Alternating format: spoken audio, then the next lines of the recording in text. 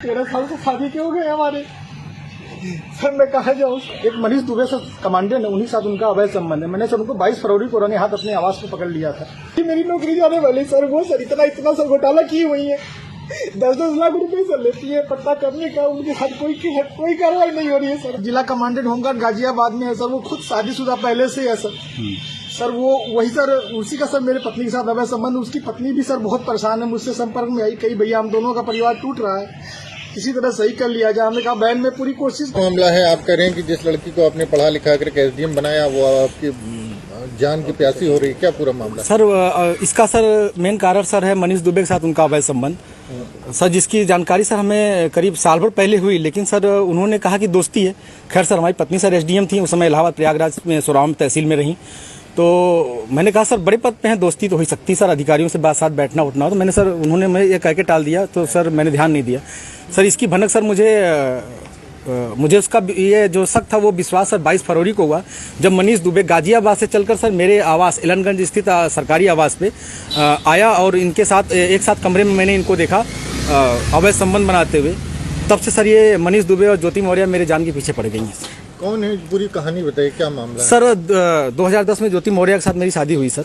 मैं सर पंचायत राज विभाग में सर 2009 में सिलेक्ट हुआ प्रतापगढ़ में सर, वहीं पे नौकरी कर रहा हूँ सर। और 2010 में इनसे 19 नवंबर को मेरी शादी हुई और सर उसके बाद हमारे संबंध बहुत अच्छे रहे। इन्होंने कहा मुझे पढ़ना है सर, मैं इनको पढ़ाने के लिए मैं इलाहाबाद लेके आया।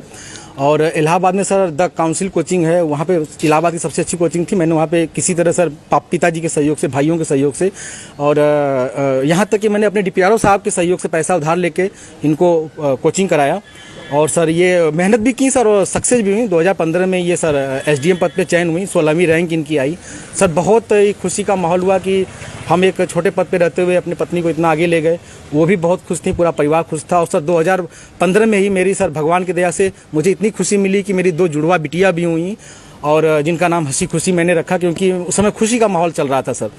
और सर बहुत अच्छा चल रहा था। लेकिन सर 2020 में ये मनीष दुबे जो जिला कमांडेंट होमगार्ड है उसकी एंट्री होती है हम दोनों पति पत्नी के बीच में। और सर घर इतनी तबाही पे पहुंच चुका है कि घर तो टूट ही रहा है, बच्चे तो दूर हो ही रहे हैं, पत्नी दूर हो ही रही है सर। यहाँ तक कि मैं मुकदमा भी मेरे ऊपर हो गया है और मेरी मौत की साजिश भी रची जा रही है।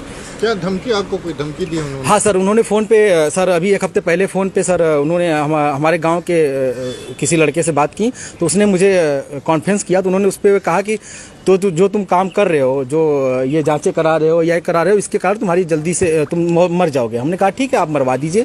तो मैं नहीं मरवा रही हूँ, जो करवा रहे हो इसके कारण मारे जाओगे।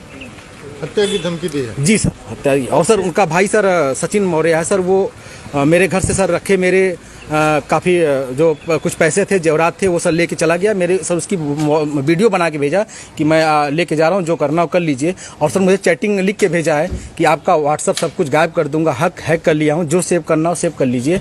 और सर उसने क्या किया कि मेरी सिम भी अपने पास रख लिया है, रख के यूज कर रहा है। मेरा बैंक अकाउंट है उसमें जुड़ा हुआ है सब कुछ, लेकिन सर वो मेरी जान पे सब लोग तुले हुए हैं।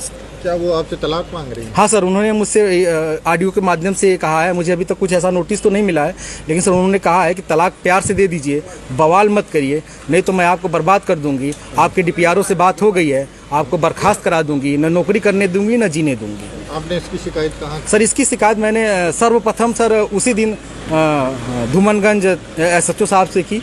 उन्होंने मुझे राजरूपुर पुलिस चौकी भेजा, मैं राजरूपुर पुलिस चौकी पे आवेदन दिया, लेकिन सर कोई सुनवाई नहीं हुई।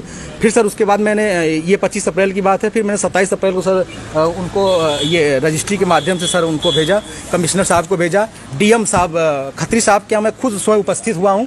उनसे मैंने बात की कि सर आपके एसडीएम साहब हैं ऐसा कर रही हैं, तो उन्होंने कहा ठीक है मैं कार्रवाई करवाता हूँ। फिर मैं कमिश्नर साहब के यहाँ गया, कमिश्नर साहब को दिया, पुलिस कमिश्नर साहब के यहाँ उपस्थित हुआ, उनको दिया।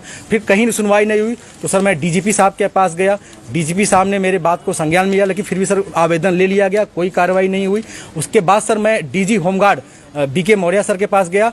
उनके यहाँ से मुझे सर कुछ उम्मीद की लौ दिखाई दी, क्योंकि उन्होंने मेरे आवेदन को तुरंत संज्ञान में लिया और टीम गठित कर दी है। DIG इलाहाबाद उसकी जांच कर रहे हैं। मुझे सर कुछ उम्मीद लग रही है कि मुझे कहीं न कहीं हो सकता है न्याय मिले और मेरी जान